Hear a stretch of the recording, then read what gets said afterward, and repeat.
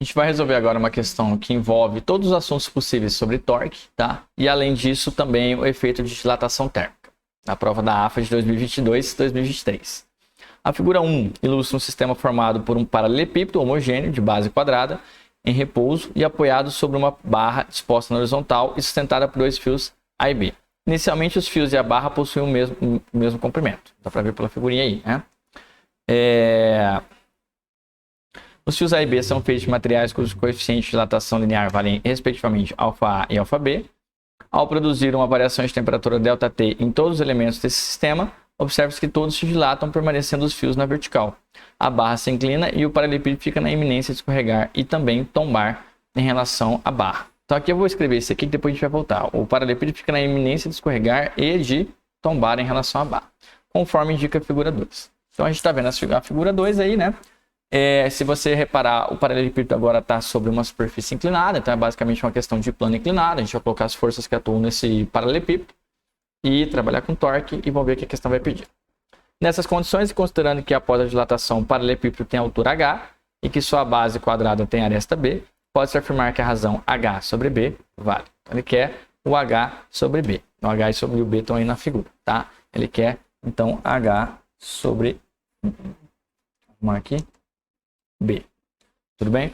Bom, quais são as forças que atuam nesse bloquinho aqui, né? A gente tem três, né? A gente tem o peso normal e a força de atrito, tá? O problema é que, no caso do plano inclinado, bom, isso não é problema, isso na verdade é tranquilo. No caso do plano inclinado, a força-peso a gente quebra, né? A gente decompõe em duas componentes, o P-seno e o P-cosseno, para trabalhar com isso, dependendo da situação, dependendo da simetria do problema, que é o caso aqui, tá? Agora, em geral, em questões só de lei de Newton, a gente não está preocupado onde que a gente aplica as forças, né? Em uma questão de torque, de tombamento, né? Isso tem que ser levado em consideração. Então, vou colocar as forças aqui de acordo com o que eu realmente preciso, tá? Eu vou já usar esse ponto vermelho aqui, ó, como o eixo, tá? Esse aqui vai ser o meu eixo. As forças, peso, a força peso é aplicada no centro de massa do corpo, que a questão falou que o corpo é homogêneo. Então, o peso vai ser aplicado aqui. Como eu já vou trabalhar com P-seno e P-cosseno, eu vou decompor já o peso em P-seno de θ, onde... θ não, de alfa. Onde alfa é esse ângulo aqui, tá? E P cosseno de alfa.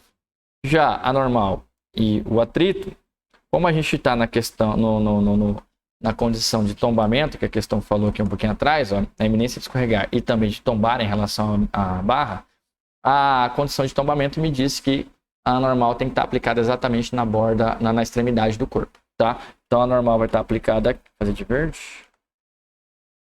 A normal vai estar aplicada exatamente na borda ali do corpo, antes de tombar, e o atrito também.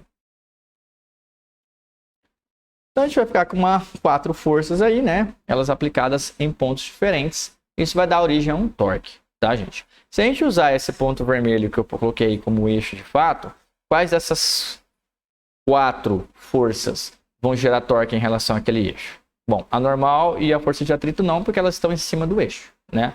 Então quem que vai gerar torque? Vai ser o P-seno e o P-cosseno em relação àquele eixo, né? Como é que calcula o torque? Bom, se esse corpo está em equilíbrio, o torque resultante é 0, né?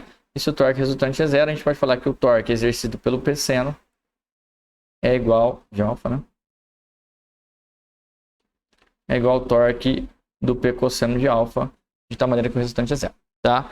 Bom, torque é a força em questão vezes o braço perpendicular ao eixo, a linha de ação do eixo, né? Então a gente vai trabalhar com a linha de ação do eixo. Outra coisa colorida aqui, ó, de roxo. Essa aqui é a minha linha do eixo, ó, a linha de ação do eixo. Tudo bem? O torque do P-seno vai ser, portanto, a força P-seno vezes a distância perpendicular dela do braço de ação. Bom, a distância perpendicular do P-seno em relação ao eixo é isso aqui, ó. Eu estou pintando de roxo esse pedacinho aqui, ó, que é H sobre 2. O torque do P-cosseno vai ser o P-cosseno vezes o braço perpendicular em relação à linha do eixo, tá? E o braço perpendicular do P-cosseno, aqui olhando pela figura, vai ser isso aqui, ó. Eu tô pintando de roxo, ó. E vai ser exatamente B sobre 2. Tudo bem? Bom, aqui corta. A gente chega aí que a gente quer H sobre B, né? Então vou isolar o H aqui sobre B. O H sobre B vai dar cosseno de alfa sobre seno de alfa ou ainda cotangente de alfa. Tá bom? Então assim, gente, essa parte toda que a gente fez aqui é um pouquinho trabalhosa, né? Que é toda a ideia do torque, as forças que vão gerar torque em relação àquele eixo, a condição de tomamento para colocar normal e o atrito na borda, na extremidade do corpo, e o Pseno e o Pcosseno porque é um plano inclinado, tá? Bom, só que a gente ainda não calculou nada, né? Porque, beleza, eu descobri que H sobre B é igual a cotangente de alfa, mas eu não sei qual é a cotangente de alfa, nem tem alfa aqui na questão, né? Eu que criei esse ângulo, né? Então vamos trabalhar um pouquinho com isso aqui agora, ó. Esse fio A está com comprimento LA. O fio B está com comprimento LB. Se a gente pegar esse triângulo que eu estou fazendo pontilhado aqui, ó, eu vou chamar de P, Q, M.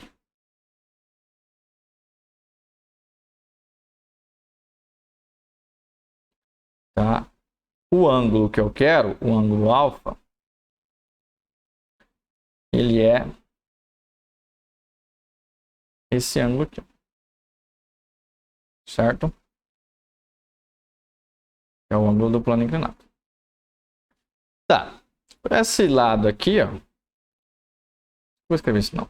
Esse lado aqui vale L0, segundo lá os dados da questão, no começo da questão. Essa altura aqui, a gente vai descobrir. Qual que é essa altura? É LB menos LA. Tá? Esse pedacinho aqui, ó. Ops, Fernando.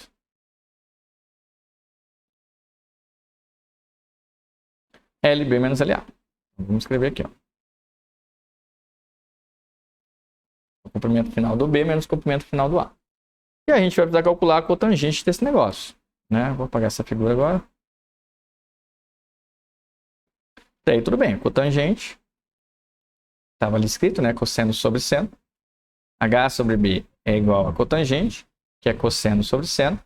E calculando a cotangente, isso é CACO, cateto adjacente sobre cateto oposto. O cateto adjacente àquele ângulo ali é L0 e o cateto oposto àquele ângulo ali é LB menos LA. Tá, então estamos caminhando lá para o que a questão realmente quer que a gente faz, tá? Mas como é que eu vou calcular LB menos LA e tirar os dados que vão aparecer aqui nas alternativas, né? É que LB é o comprimento final depois da dilatação do fio B. LA é o comprimento final depois da dilatação do fio A. Antes, inicialmente, todos tinham o mesmo comprimento, né? L0. E agora eles vão ter comprimento LB e LA. Bom, as fórmulas de dilatação, vou fazer de vermelho aqui, me dizem que o comprimento final de um corpo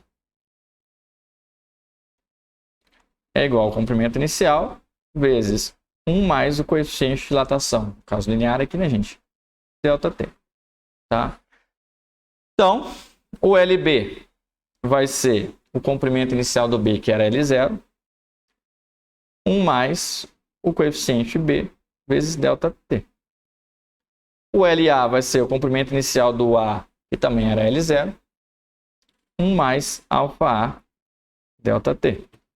Como eu quero LB menos LA, vou calcular aqui LB menos LA, isso vai dar L0, 1 mais alfa B ΔT, menos L0, 1 mais alfa A ΔT, uma vez que os dois foram aquecidos da mesma maneira, né? E distribuindo todos esses termos aí, a gente percebe que vai cancelar o L0 vezes 1 menos L0 vezes 1 do outro termo, vai cancelar, vai ficar isso daqui, ó, L0 alfa B ΔT menos L0 alfa A ΔT. A gente pode colocar o L0 em evidência e ficar com essa expressão matemática aqui, ó. Tudo isso eu vou substituir, vou chamar aqui de 2. Trabalhosinho, né? Mas é assim mesmo. Vou substituir isso nessa equação aqui, que é a equação 1. Tá? Jogando 2 em 1, a gente vai ficar com o seguinte, ó. H sobre B, que é a cotangente, que eu já sei que é L0 sobre LB menos LA, que é tudo isso que eu calculei.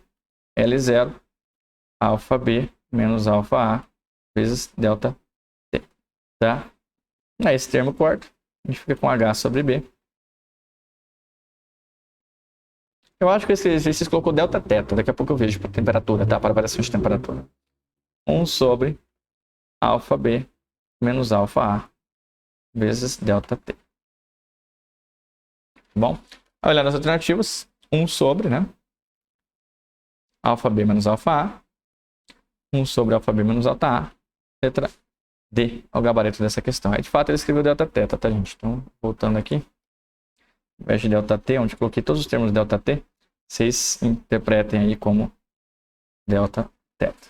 Bom? Então, de fato, H sobre B, depois dessa questão bem trabalhosa, vai ser 1 sobre alfa B menos alfa A, vezes delta teta. Letra D.